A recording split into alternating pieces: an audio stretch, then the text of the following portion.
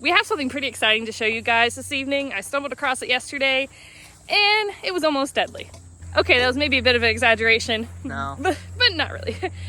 We're also gonna do some harvesting this evening. That's why I have the bowls clanking here in my hands.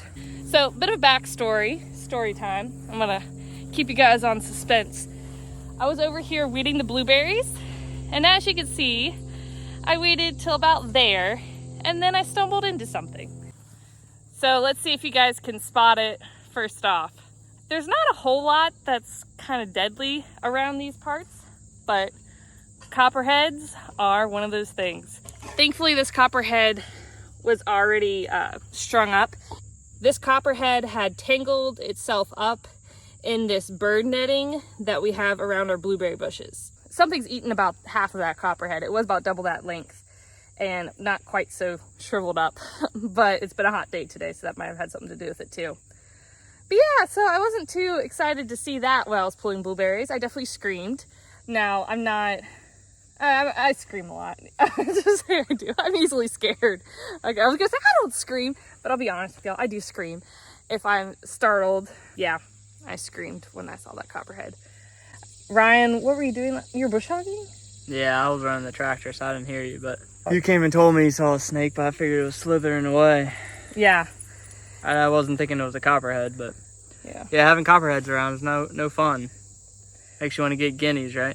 The community here on YouTube seems to be quite the wealth of knowledge, so we figured we would ask y'all, does anyone have guineas or experience with guineas, and do they actually help reduce the snake population? Do the guineas kill the snakes, or do they just kind of drive them out of the areas?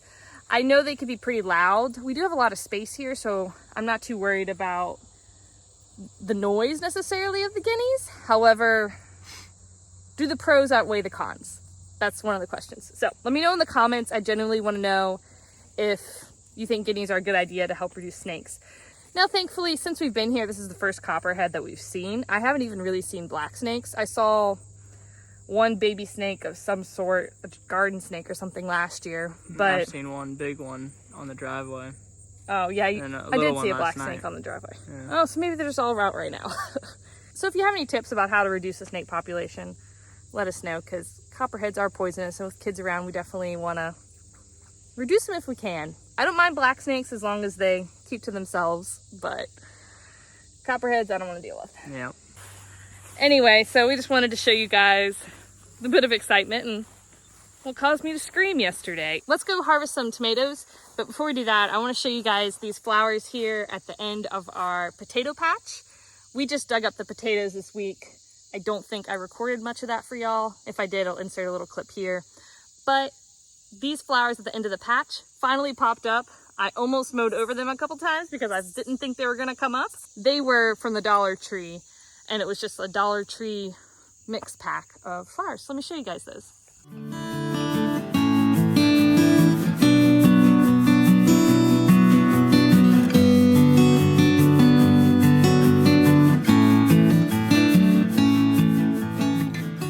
We're gonna go harvest some stuff over here from the garden.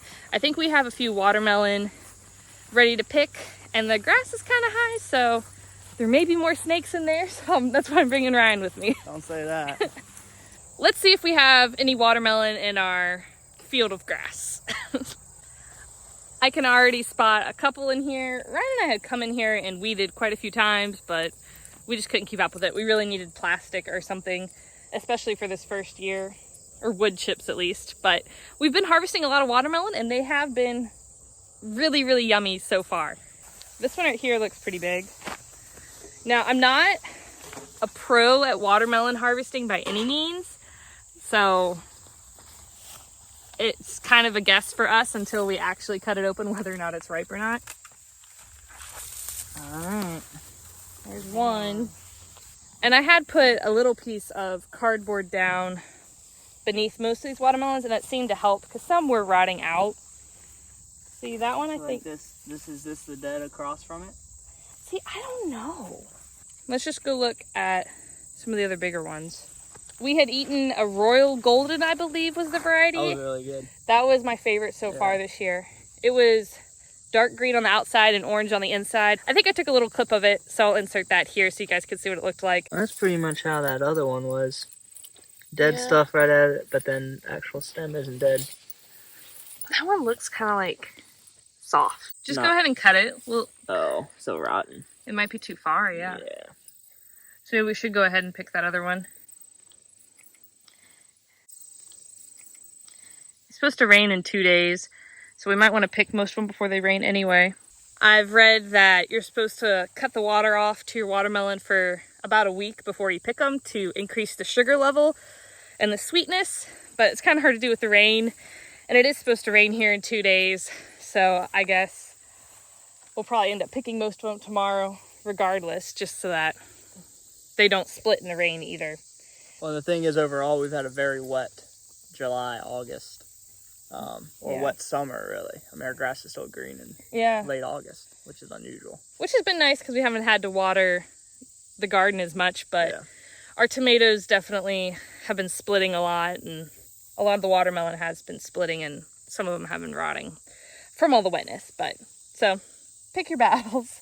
Yep. Win some, lose some. You can't get everything. Doesn't really have any dead. Like, you would expect that one to be dead. I would say that one's not. If you're going off the dead thing, that one's not ready. And that one looks a little smaller. Yeah. But like this one, maybe we go ahead and pick. Yeah, because those other shoots are dead. Yeah, that's all brown. Let's go with that until we figure out otherwise. So we have 3. None of them are really that big, but maybe that's as big as they're supposed to get.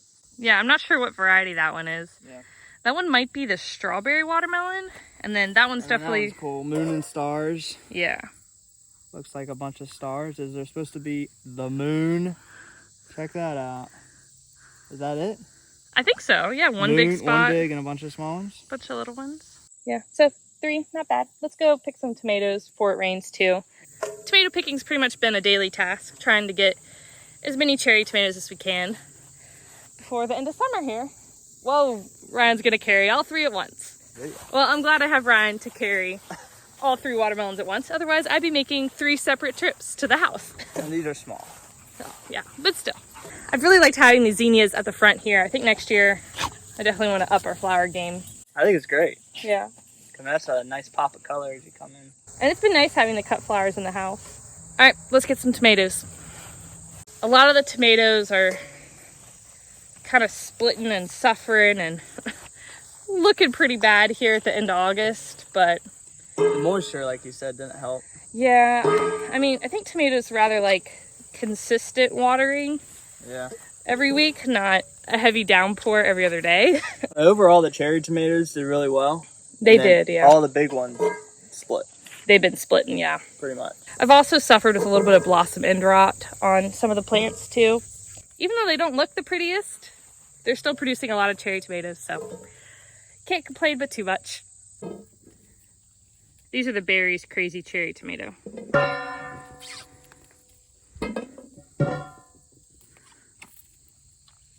You can eat them like a fruit.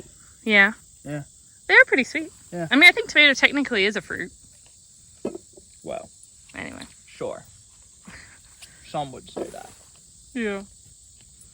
So I had a previous video where I was putting this weed fabric down, and we're definitely thankful that we did that. That has come in huge in this plot. So I did the weed fabric 2 different ways. On this side, I cut, because it was at the end, I cut a slit down the weed fabric and slid it in. And that reduced a lot of the weeds. More so than this other side, where I just butted up the 2 pieces of weed fabric to each other. All these weeds, you'd still have to come in. Oh, that was tough. All these weeds, you still have to come in and pull.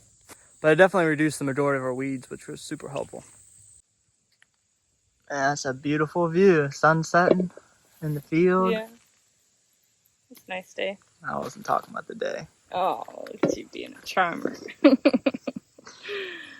Although I set you up that way. Yeah, you did. But thanks.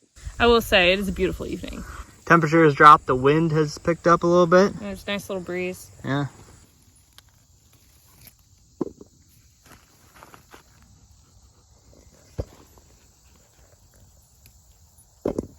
All right, it's time to move our chickens.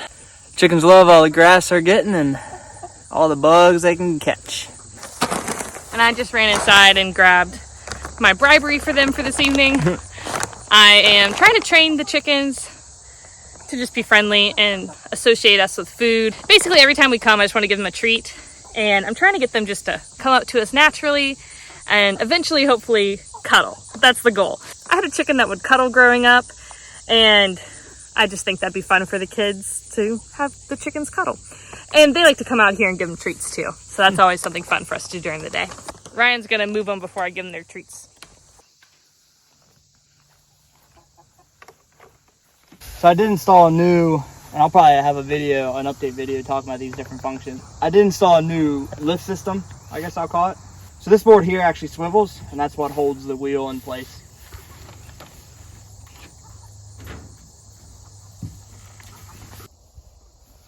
Watch out, chickens. Coming.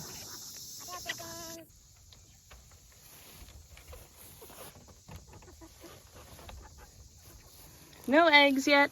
Honestly, I came in here the other day and I got really surprised because I saw it crack. Yeah. And I thought it was real. There's a little flex to it. Yeah. Is it wood? I think it's supposed to be wood. It might be ceramic. I'm not sure. I got really excited. I thought our one layer started laying. Yeah, not yet. They should be any time though. Yeah. I think it's about 18 to 20 weeks, and they're right at 18 weeks. Gotcha. Or at least the oldest one is.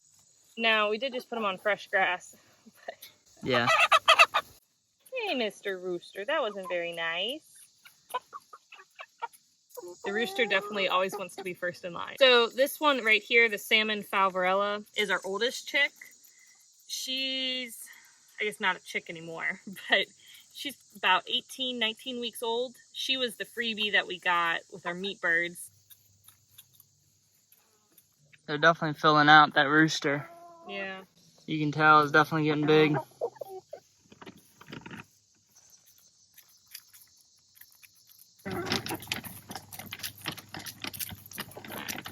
Maybe I should have given them their treats before we moved them because there's lots of new bugs and grass on this new spot. They're more interested in that tonight. But that's good. We want them to eat the bugs.